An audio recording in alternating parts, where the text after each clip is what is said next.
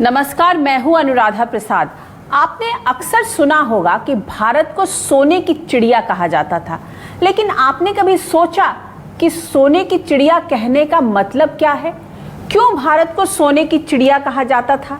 दरअसल भारत का इतिहास 5000 साल से अधिक पुराना है। बीते 5000 वर्षों में से करीब 4500 साल तक भारत को लक्ष्मी का वरदान था और इतिहास के उस कालखंड में भारत सोने की चिड़िया कहलाता था। ये इतिहास का वो पन्ना है जिन पन्नों पर दुनिया के आर्थिक रूप से संपन्न देशों में भारत का स्थान पहला था और चीन का दूसरा। उस कालखंड में आज की विकसित और आर्थिक शक्ति कहलाने वाले पश्चिमी यूरोप और अमेरिका का कहीं नामो निशान नहीं था, लेकिन समय का पहिया ऐसा घूमा कि पश्चिमी यूरोप और अमेरिका आज सबसे मजबूत आर्थिक शक्ति बन गए हैं और भारत से लक्ष्मी रूठ गई।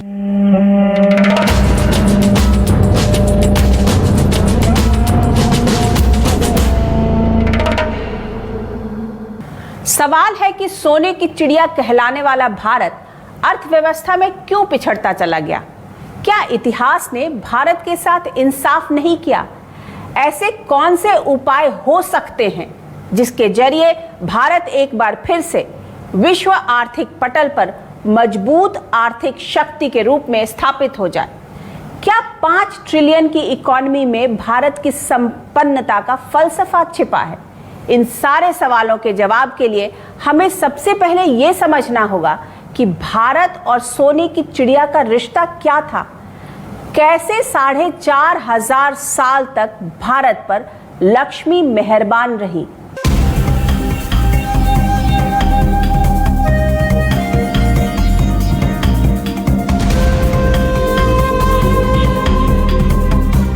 हिंदुस्तान के प्राचीन वैभव की कहानी इन्हीं नदियों की गोद में रची गई। माकूल मौसम, उपजाऊ जमीन, सालों भर बहने वाली नदियों ने भारत को सोने की चिड़िया बनाया। ये भारतीय इतिहास का सबसे प्राचीन पन्ना है। हड़प्पा मोहनजोदाड़ो के ये खंडहर बताते हैं कि हिंदुस्तान की प्राचीन इमारत कितनी बुलंद थी। ये शहर विन्यास कहता है कि आज से 5000 साल पहले हिंदुस्तान तरक्की के चांद पर था। हड़प्पा मोहनजोदाड़ो सभ्यता के शहरों की बनावट आर्थिक समृद्धि के बिना संभव नहीं थी। ये वो दौर था जब दुनिया के इतिहास में हिंदुस्तान बुलंद था।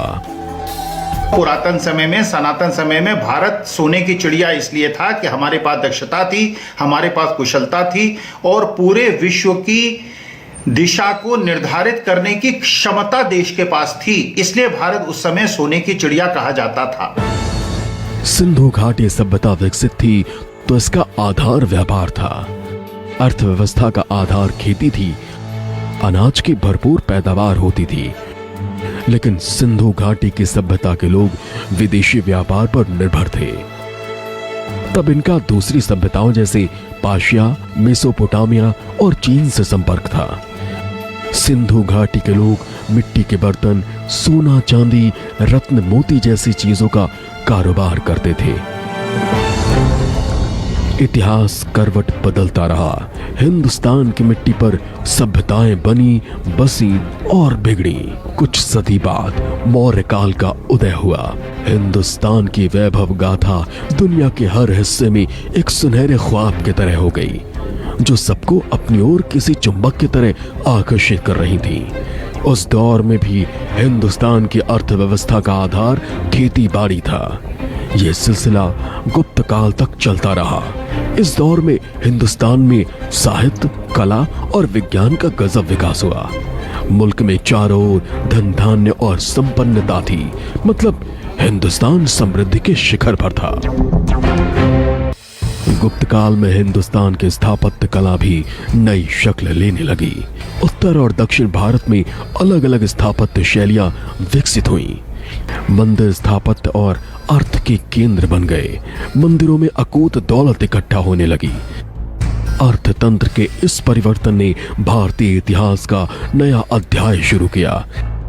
गुप्त काल के बाद जैसे जैसे केंद्रीय सत्ता कमजोर होती गई, भारत के नक्शे पर छोटे छोटे राज्य उभरे, वैसे वैसे विदेशी आक्रांता हिंदुस्तान के शहरों और मंदिरों की तरफ आकर्षित हुए।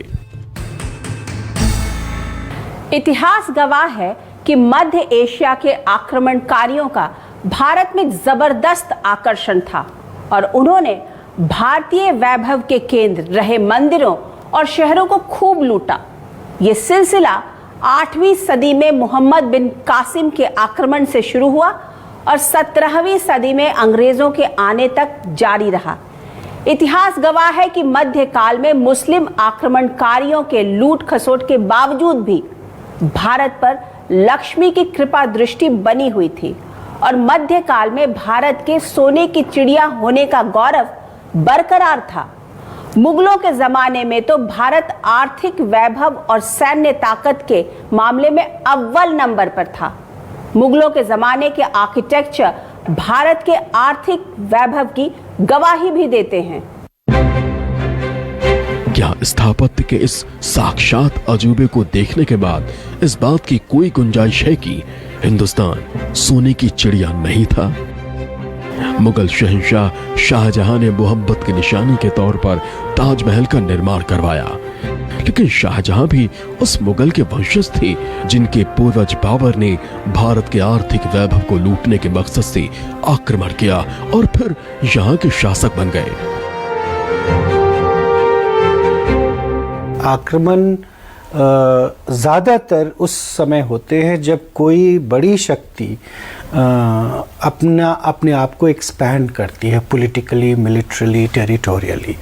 इसीलिए गजनवी सल्तनत का जो आक्रमण हुआ, कई हुए वो आक्रमण 11वीं शताब्दी में, वो भी बहुत इस लिहाज से महत्वपूर्ण है इसलिए कि वो कई बार हुए और उनका उद्देश्य लूट का ज़्यादा उसमें एलिमेंट था।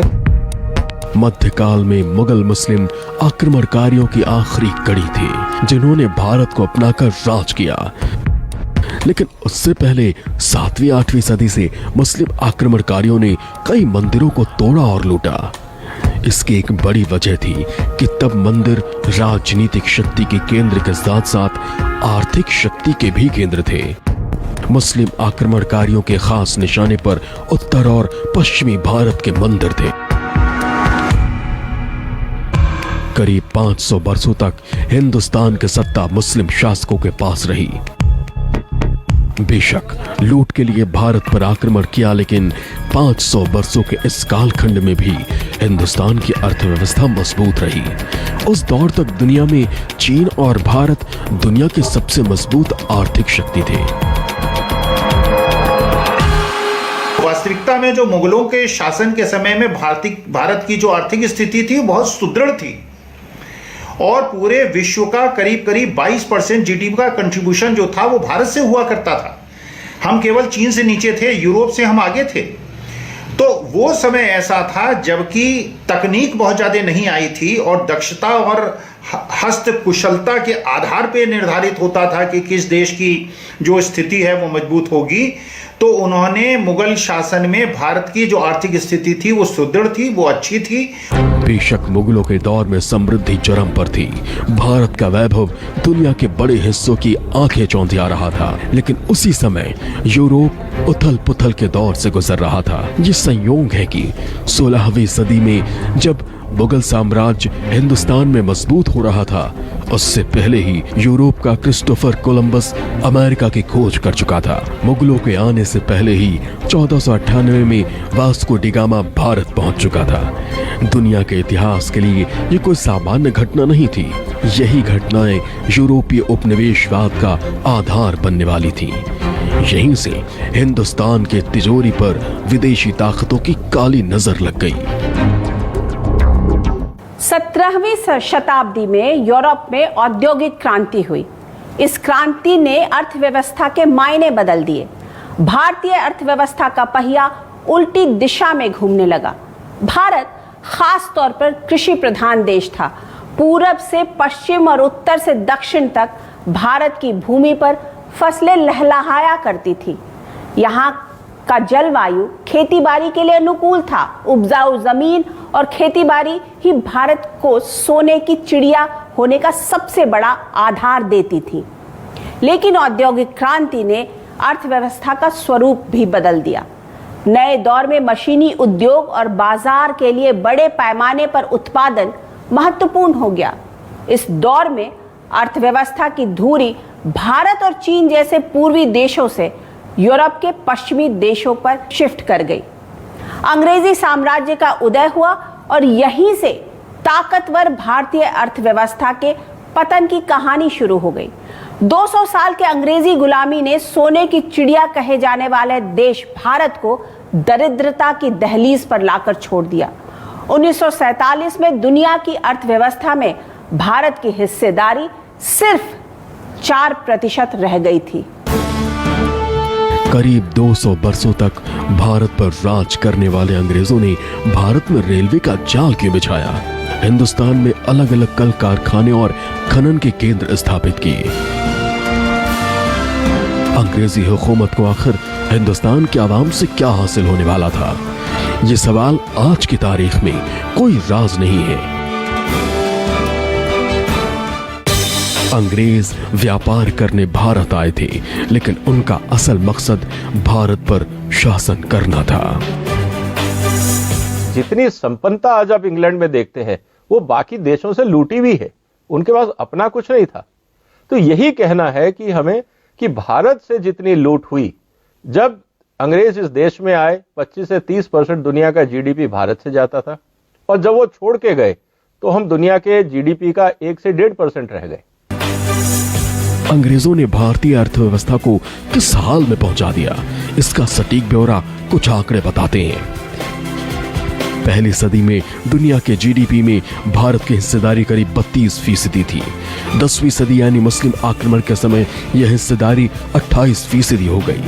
1526 में मुगलों के शासन की शुरुआत के समय ये 24.35% थी और 200 साल के मुगल राज के बाद अंग्रेजों के आने से पहले तक 24.43%।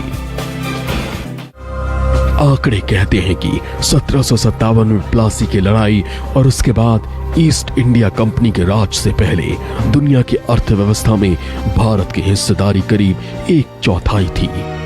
लेकिन अंग्रेजों ने 1947 तक भारत को दीमक की तरह चाट लिया। अंग्रेजों का योगदान इस देश में रहा तो निश्चित रूप से इस देश को लूटने में रहा। उन्होंने जितने साधन बनाए, इंफ्रास्ट्रक्चर बनाए, वो अपने लिए बनाए, इस देश के लिए नहीं बनाए। उन्होंने अपनी सुविधा, अपने मैनेजमेंट, अपने एडमिनिस्ट्रेशन के लिए बनाए। तो ये बात हमें समझनी पड़ेगी कि इस देश में सबसे बड़ी ट्रेजेडी ये रही कि हमारे पास सब कुछ होते हुए भी हम लोग संगठित नहीं थे। हम लोग आपस में लड़ते रहे और इसका फायदा पहले मुगलों ने उठाया और बाद में अंग्रेजों ने उठाया। अंग्रेजों के लूट खसोट की गवाही आंकड़े देते हैं। जो हिंदुस्तान कभी दुनिया की 1/4 अर्थव्यवस्था में हिस्सेदार था, वो हिंदुस्तान भारत में ब्रिटिश सूरज के अस्त होने तक 4% पर पहुंच गया। 1700 ईस्वी में दुनिया की अर्थव्यवस्था में भारत की हिस्सेदारी 24.43% थी, जो 1900 आते आते 8% पर आ गई। फिर जब अंग्रेज 1947 में भारत से गए तो 1950 में भारत की हिस्सेदारी महज 4.17% हो गई। औद्योगिक क्रांति के बाद इंग्लैंड में बड़े पैमाने पर उत्पादन शुरू हुआ। मशीनों के आगे भारतीय सामान टिक नहीं पाए। फिर जोर जुल्म कर हिंदुस्तान के संसाधन लूटे गए और उसके जरिए इंग्लैंड की तरक्की की पटकथा तैयार हुई। औद्योगिक क्रांति का प्रभाव पूरी दुनिया पर पड़ा। भारत और चीन जैसे कृषि आधारित परंपरागत अर्थव्यवस्था आधुनिक दौर के मशीनीकरण के आगे टिक नहीं पाई। कपड़ों की क्रांति से शुरू हुई औद्योगिक क्रांति ने भारत के उद्योग की धुरी यानी कपड़ों के कारोबार को झकझोर दिया। औद्योगिक क्रांति के आगे ढाका मलमल भी टिक नहीं पाया। अंग्रेजों और यूरोपीय देशों ने जहां जहां राज कायम किया, अपने उपनिवेशों का बेहिसाब शोषण कर उन्हें कंगाल बना दिया। कैम्ब्रिज हिस्टोरियन एंगस मैडिसन ने अपनी किताब class structure and economic growth India and Pakistan since the moguls में लिखा है कि 20वीं सदी में ब्रिटिश क्राउन के सबसे चमकदार नगीने यानी भारत की प्रति व्यक्ति आय सबसे कम थी। अंग्रेजों ने लूट लूट कर भारत का क्या हाल किया, इसका अंदाजा इस बात से होता है कि 1700 ईस्वी में दुनिया की अर्थव्यवस्था में भारत की हिस्सेदारी करीब 23% थी, जो पूरे यूरोप की हिस्सेदारी के बराबर थी। इस तरह हम कह सकते हैं कि अंग्रेजों ने भारत की लक्ष्मी हड़प कर अपना खजाना भर लिया और भारत को कंगाल कर दिया। आजादी के बाद भारतीय अर्थव्यवस्था की प्राण प्रतिष्ठा के लिए नए सिरे से कोशिश शुरू हुई। औद्योगिक क्रांति ने अर्थव्यवस्था की आयाम को बदल दिया। कृषि आधारित अर्थव्यवस्था उद्योग आधारित अर्थव्यवस्था में बदल गई। पूर्वी एशिया के देश बेईमानी हो गए और पश्चिमी यूरोप का दबदबा कायम हुआ।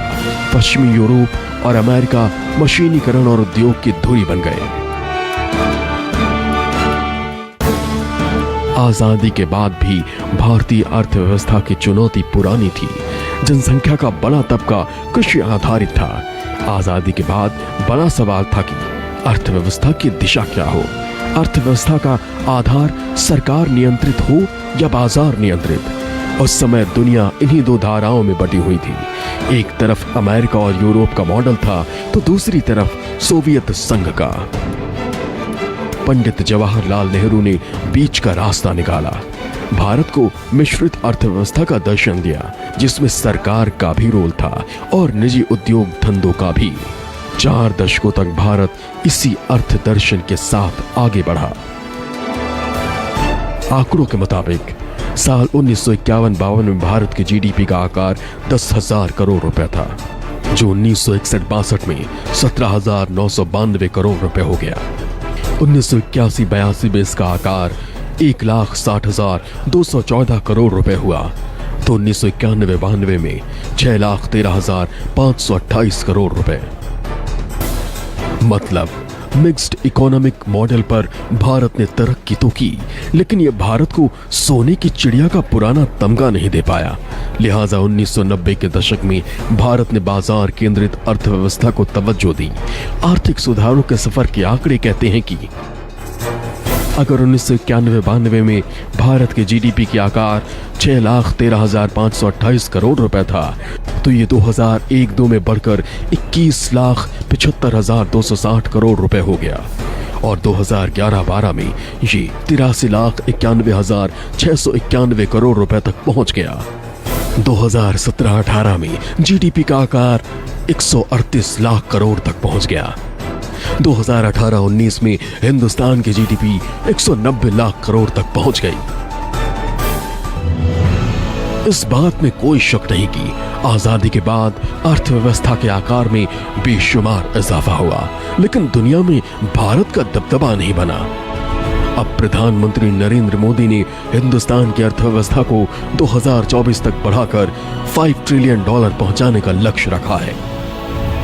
$5 ट्रिलियन की इकोनॉमी, क्यों हम सबका सपना क्यों नहीं होना चाहिए? हम सबने मिलकर के देश को 5 ट्रिलियन ले जाएंगे तो किसका नुकसान होने वाला है जी? सबका फायदा होने वाला है। 2020 में कोरोना महामारी ने पूरी दुनिया को हिलाकर रख दिया। दुनिया की बड़ी बड़ी अर्थव्यवस्थाएं घुटने पर आ गईं। हिंदुस्तान में भी कोरोना की वजह से लंबा लॉकडाउन लगाना पड़ा, जिससे आर्थिक विकास की रफ्तार सुस्त हुई। लेकिन अब प्रधानमंत्री Narendra Modi local for vocal के जरिए हिंदुस्तान के शुभ लाभ के लिए पूरा जोर लगाए हुए हैं। 21वीं सदी का भारत एक नए मिजाज का भारत है। न हमें आपदाएं रोक सकती हैं और न ही बड़ी बड़ी चुनौतियां। मैं एक नए भारत के उदय को देख रहा हूं। एक ऐसा भारत जो आत्मविश्वास से भरा हुआ है, जो अपने सामर्थ्य को पहचानता है, जो अपने लक्ष्यों के प्रति सचेत भी है, गंभीर भी है। तमाम चुनौतियों के बाद भी दुनिया के नक्शे पर हिंदुस्तान की अर्थव्यवस्था का आकार तेजी से बढ़ा है। हर उस सेक्टर को गति देने की पूरी कोशिश की जा रही है जो हिंदुस्तान को आत्मनिर्भर और संपन्न अर्थव्यवस्था बनाने में पूरी शिद्दत से जुटे हैं। ये सच है कि दुनिया की अर्थव्यवस्था के तरीके बदले हैं, रवायत बदली है, जिसे रास्ता निकालने और फिर से भारत को सोने की चिड़िया बनाने का मौका है। आज की तारीख में 130 करोड़ की आबादी वाला भारत विश्व का सबसे बड़ा बाजार है। बाजार के साथ साथ भारत में वर्कफोर्स की तादाद भी सबसे अधिक है। भारतीय अर्थव्यवस्था में अपार संभावनाएं हैं और आर्थिक महाशक्ति बनने के सारे लक्षण भी। सबसे बड़े बाजार होने के कारण आज दुनिया की आर्थिक महाशक्तियां भी भारतीय अर्थव्यवस्था से मजबूत संबंध बनाए रखना चाहती हैं। आज बस इतना ही। हम फिर हाजिर होंगे किसी नए मुद्दे के साथ। आप सबों को दीपावली की बहुत बहुत शुभकामनाएं। हमें दीजिए इजाजत और आप देखते रहिए न्यूज़ 24। नमस्कार।